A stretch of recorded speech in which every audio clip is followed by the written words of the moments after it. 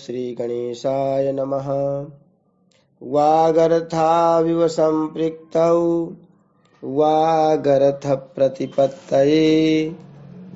जगतः पितरौ वन्दे पार्वती परमेश्वरौ। श्रीमद्भागवत महापुराण दशम स्कंध 82वां अध्याय। भगवान श्री कृष्ण बलराम से गोप गोपियों की भेंट। ओम नमो भगवते वासुदेवाय। श्री शुक उवाच। अथैकदा द्वारवत्यां वसतो रामकृष्णयोः सूर्योपरागः सुमहानासीत् कल्पक्षये यथा। तं ज्ञात्वा मनुजा राजन् पुरस्तादेव सर्वतः समन्तपञ्चकं क्षेत्रं ययुः श्रेयो विदित्सया। श्री सुखदेव जी कहते हैं, परीक्षित, इसी प्रकार भगवान श्री कृष्ण और बलराम जी द्वारका में निवास कर रहे थे।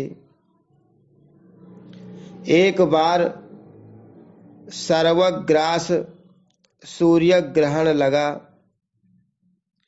जैसा कि प्रलय के समय लगा करता है।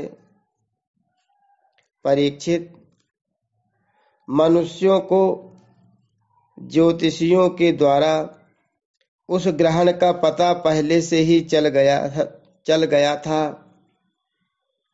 इसलिए सब लोग अपने अपने कल्याण के उद्देश्य से पुण्य आदि उपार्जन करने के लिए समंत पंचक तीर्थ कुरुक्षेत्र में आए।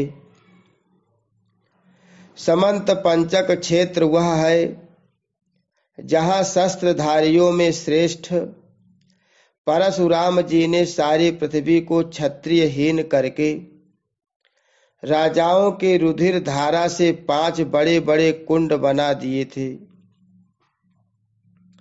जैसे कोई साधारण मनुष्य अपने पाप के निवृत्ति के लिए प्रायश्चित्त करता है, वैसे ही सर्वशक्तिमान भगवान परशुराम ने अपने साथ कर्म का कुछ संबंध न होने पर भी लोक मर्यादा की रक्षा के लिए वहीं पर यज्ञ किया था।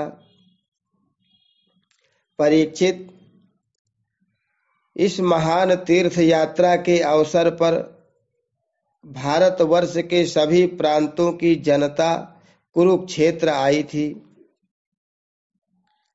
उनमें अक्रूर, वसुदेव, उग्रसेन आदि बड़े बूढ़े तथा गद, प्रद्युम्न, सांब आदि अन्य यदुवंशी भी अपने अपने पापों का नाश करने के लिए कुरुक्षेत्र आए थे। प्रद्युम्न नंदन अनिरुद्ध और यदुवंशी सेनापति कृतवर्मा, ये दोनों सुचंद्र, सुक, सारण आदि के साथ नगर की रक्षा के लिए द्वारका में रह गए थे। यदुवंशी एक तो स्वभाव से ही परम तेजस्वी थे, दूसरे गले में सोने की माला, दिव्य पुष्पों के हार, बहुमूल्य वस्त्र और कवचों से सुसज्जित होने के कारण उनकी शोभा और भी बढ़ गई थी। वे तीर्थ यात्रा के पथ में देवताओं के विमान के समान रथों, समुद्र की तरंगें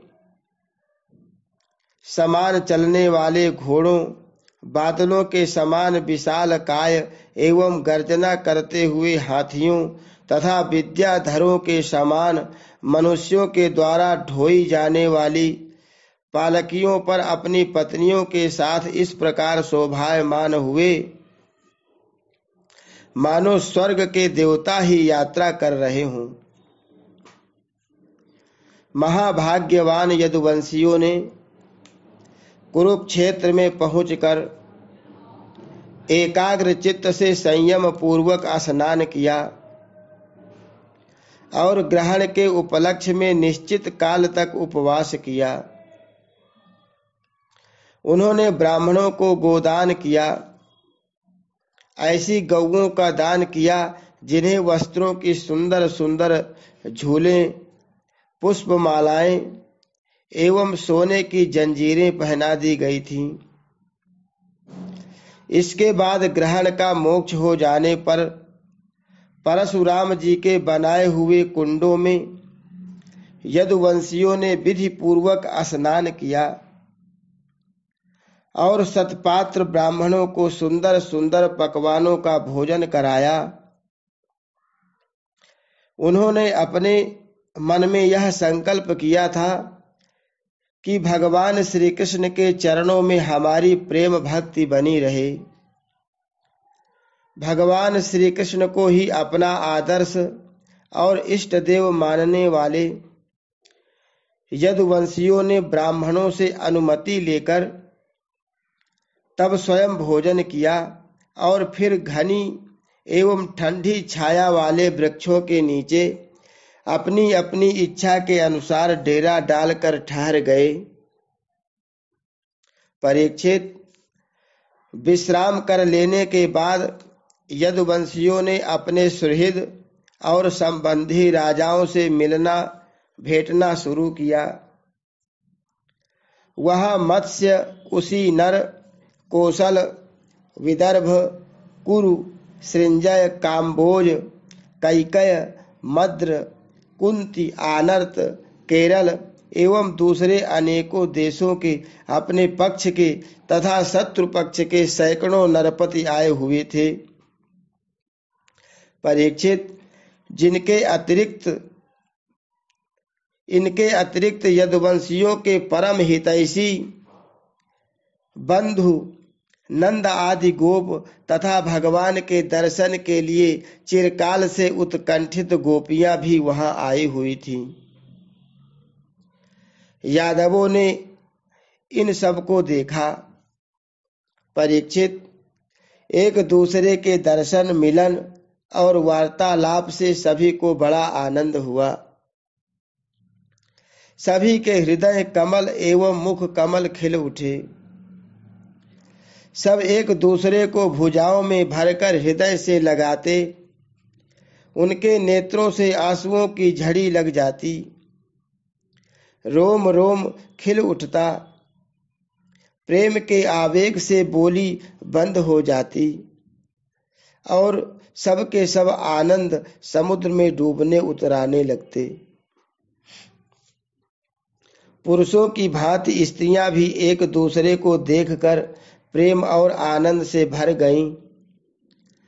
वे अत्यंत सौहार्द, मंद मंद मुस्कान, परम पवित्र तिरछी चितवन से देख देख कर परस्पर भेंट अकवार का भरने लगीं। वे अपनी भुजाओं में भरकर केसर लगे हुए वक्षस्थलों को दूसरी स्त्रियों के वक्षस्थलों से दबाती और अत्यंत आनंद का अनुभव करती। उस समय उनके नेत्रों से प्रेम के आंसू छलकने लगते।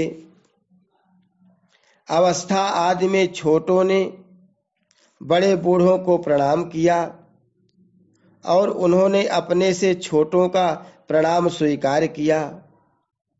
वे एक दूसरे का स्वागत करके तथा कुशल मंगल आदि पूछकर फिर श्री कृष्ण की मधुर लीलाएं आपस में कहने सुनने लगे।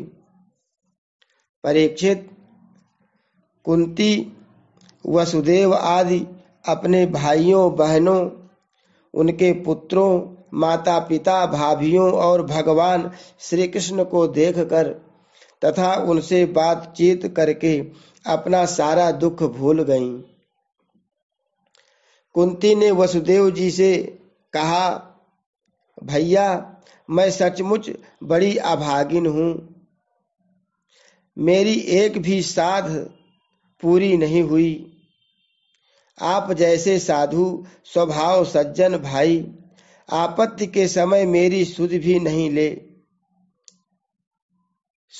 न ले, इससे बढ़कर दुख की बात क्या होगी। भैया, विधाता जिसके बाएं हो जाता है उसे स्वजन संबंधी, पुत्र और माता पिता भी भूल जाते हैं। इसमें आप लोगों का कोई दोष नहीं है। वसुदेव जी ने कहा, बहन उलाहना मत दो, हमसे बिलग न मानो। सभी मनुष्य दैव के खिलौने हैं। यह संपूर्ण लोक ईश्वर के वश में रहकर कर्म करता है और उसका फल भोगता है। बहन, कंस से सताए जाकर हम लोग इधर उधर अनेक दिशाओं में भगे हुए थे। अभी कुछ ही दिन हुए, ईश्वर कृपा से हम सब पुनः अपना स्थान प्राप्त कर सके हैं। श्री सुखदेव जी कहते हैं, परीक्षित, वहां जितने भी नरपति आए थे, वसुदेव, उग्रसेन आदि यदुवंशियों ने उनका बहुत सम्मान सत्कार किया। वे सब भगवान श्री कृष्ण का दर्शन पाकर परमानंद और शांति का अनुभव करने लगे। परीक्षित, भीष्म पितामह, द्रोणाचार्य, धृतराष्ट्र, दुर्योधनादि पुत्रों के साथ गांधारी, पत्नियों के सहित युधिष्ठिर आदि पांडव, कुंती, सृंजय, विदुर, कृपाचार्य, कुंती भोज, विराट, भीष्मक, महाराज नग्नजित, पुरुजित, द्रुपद, शल्य, धृष्टकेतु, काशी नरेश, दमघोष, विशालाक्ष, मिथिला नरेश, मद्र नरेश, केकय नरेश, युधामन्यु, सुशर्मा, अपने पुत्रों के साथ बाल्हीक और दूसरे भी युधिष्ठिर के अनुयायी नृपति भगवान श्री कृष्ण का परम सुंदर श्री निकेतन विग्रह और उनकी रानियों को देखकर अत्यंत विस्मित हो गए। अब वे बलराम जी तथा भगवान श्री कृष्ण से भली भांति सम्मान प्राप्त करके बड़े आनंद से श्री कृष्ण के स्वजनों यदुवंशियों की प्रशंसा करने लगे। उन लोगों ने मुख्यतया उग्रसेन जी को संबोधित कर कहा, भोजराज उग्रसेन जी, सच पूछिए तो इस जगत के मनुष्यों में आप लोगों का जीवन ही सफल है, धन्य है, धन्य है। क्योंकि जिन श्री कृष्ण का दर्शन बड़े बड़े योगियों के लिए भी दुर्लभ है, उन्हीं को आप लोग नित्य निरंतर देखते रहते हैं। वेदों ने बड़े आदर के साथ भगवान श्री कृष्ण की कीर्ति का गान किया है। उनके चरण धोवन का जल, गंगा जल, उनकी वाणी, शास्त्र और उनकी कीर्ति इस जगत को अत्यंत पवित्र कर रही है। अभी हम लोगों के जीवन की ही बात है। समय के फेर से पृथ्वी का सारा सौभाग्य नष्ट हो चुका था, परंतु उनके चरण कमलों के स्पर्श से पृथ्वी में फिर समस्त शक्तियों का संचार हो गया और अब वह फिर हमारी समस्त अभिलाषाओं, मनोरथों को पूर्ण करने लगी। उग्रसेन जी, आप लोगों का श्री कृष्ण के साथ वैवाहिक एवं गोत्र संबंध है। यही नहीं, आप हर समय उनका दर्शन और स्पर्श प्राप्त करते रहते हैं। उनके साथ चलते हैं, बोलते हैं, सोते हैं, बैठते हैं और खाते पीते हैं। यूं तो आप लोग गृहस्थी की झंझटों में फंसे रहते हैं, जो नरक का मार्ग है, परंतु आप लोगों के घर वे सर्वव्यापक विष्णु भगवान मूर्तिमान रूप से निवास करते हैं, जिनके दर्शन मात्र से स्वर्ग और मोक्ष तक की अभिलाषा मिट जाती है।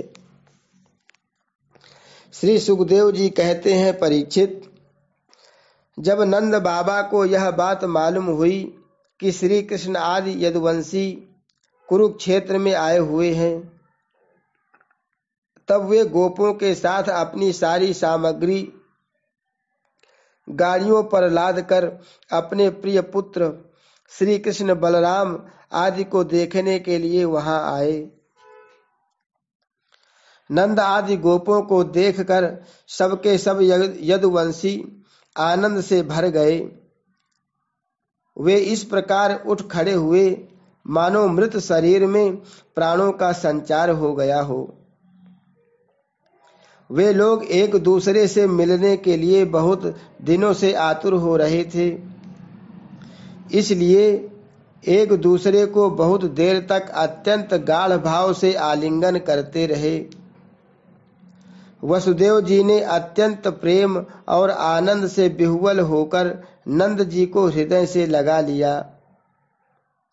उन्हें एक एक करके सारी बातें याद हो आईं।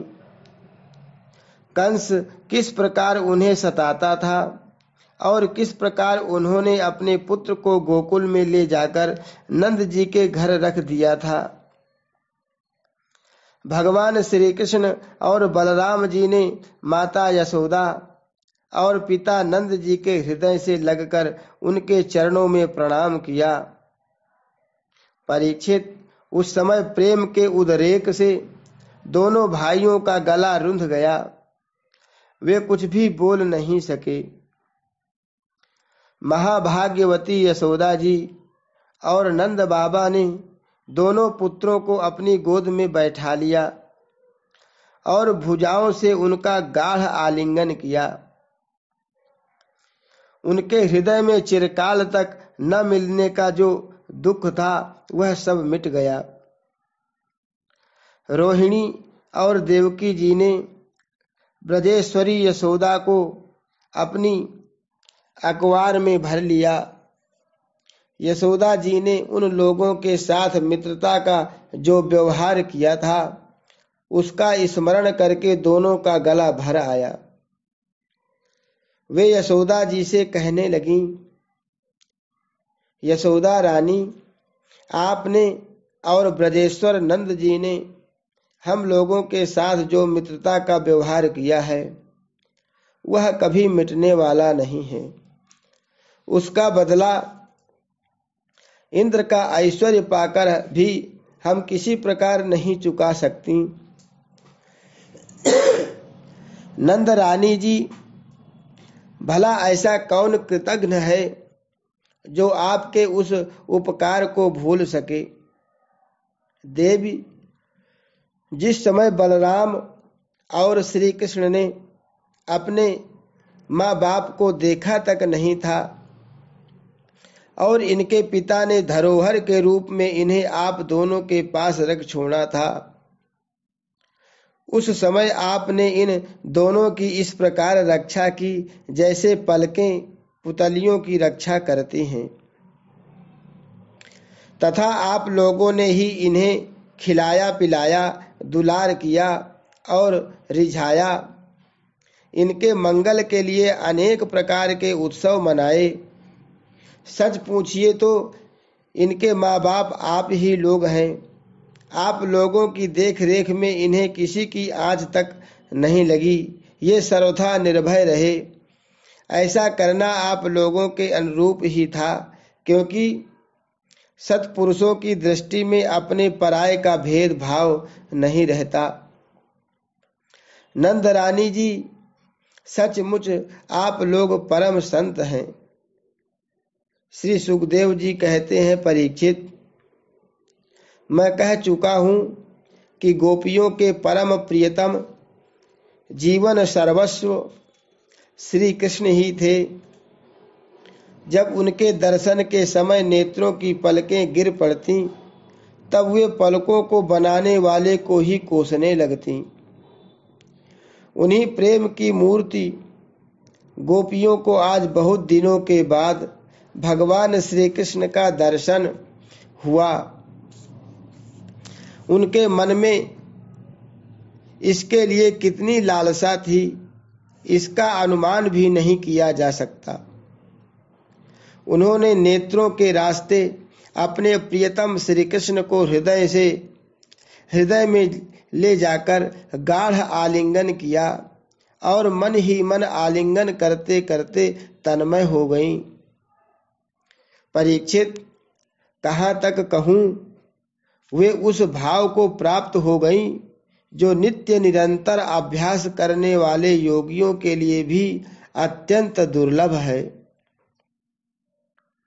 जब भगवान श्री कृष्ण ने देखा कि गोपियां मुझसे तादात्म्य को प्राप्त एक हो रही हैं, तब वे एकांत में उनके पास गए, उनको हृदय से लगाया, कुशल मंगल पूछा और हंसते हुए इस प्रकार बोले, सखियों, हम लोग अपने स्वजन संबंधियों का काम करने के लिए ब्रज से बाहर चले आए और इस प्रकार तुम्हारी जैसी प्रेयसियों को छोड़कर हम शत्रुओं का विनाश करने में उलझ गए। बहुत दिन बीत गए, क्या कभी तुम लोग हमारा स्मरण भी करती हो? मेरी प्यारी गोपियों, कहीं तुम लोगों के मन में यह आशंका तो नहीं हो गई है कि मैं अकृतज्ञ हूँ और ऐसा समझकर तुम लोग हमसे बुरा तो नहीं मानने लगी हो? निस्संदेह भगवान ही प्राणियों के संयोग और वियोग के कारण हैं। जैसे वायु बादलों, तिनकों, रुई और धूल के कणों को एक दूसरे से मिला देती है और फिर स्वच्छंद रूप से उन्हें अलग अलग कर देती है, वैसे ही समस्त पदार्थों के निर्माता भगवान भी सबका संयोग वियोग अपनी इच्छा अनुसार करते रहते हैं। सखियों, यह बड़े सौभाग्य की बात है कि तुम सब लोगों को मेरा वह प्रेम प्राप्त हो चुका है जो मेरी ही प्राप्ति कराने वाला है, क्योंकि मेरे प्रति की हुई प्रेम भक्ति प्राणियों को अमृतत्व परमानंद धाम प्रदान करने में समर्थ है। प्यारी गोपियों, जैसे घट पट आदि जितने भी भौतिक पदार्थ हैं, उनके आदि अंत और मध्य में बाहर और भीतर उनके मूल कारण पृथ्वी, जल, वायु, अग्नि तथा आकाश ही ओतप्रोत हो रहे हैं, वैसे ही जितने भी पदार्थ हैं उनके पहले, पीछे, बीच में, बाहर और भीतर केवल मैं ही हूँ, मैं हूँ। इसी प्रकार सभी प्राणियों के शरीर में यही पांचों भूत कारण रूप से स्थित है और आत्मा भोक्ता के रूप से अथवा जीव के रूप से स्थित है, परंतु मैं इन दोनों से परे अविनाशी सत्य हूँ। ये दोनों मेरे ही अंदर प्रतीत हो रहे हैं, तुम लोग ऐसा अनुभव करो। श्री सुखदेव जी कहते हैं, परीक्षित, भगवान श्री कृष्ण ने इस प्रकार गोपियों को अध्यात्म ज्ञान की शिक्षा से शिक्षित किया। उसी उपदेश के बार बार स्मरण से गोपियों का जीव कोश लिंग शरीर नष्ट हो गया और वे भगवान से एक हो गईं, भगवान को ही सदा सर्वदा के लिए प्राप्त हो गईं। उन्होंने कहा, हे कमल नाभ, अगाध बोध संपन्न बड़े बड़े योगेश्वर, अपने हृदय कमल में आपके चरण कमलों का चिंतन करते रहते हैं। जो लोग संसार के कुएं में गिरे हुए हैं, उन्हें उससे निकलने के लिए आपके चरण कमल ही एकमात्र अवलंबन है। प्रभो, आप ऐसी कृपा कीजिए कि आपका वह चरण कमल घर गृहस्थ के काम करते रहने पर भी सदा सर्वदा हमारे हृदय में विराजमान रहे, हम एक क्षण के लिए भी उसे न भूलें। हरि शरणम। श्री कृष्णार्पणमस्तु।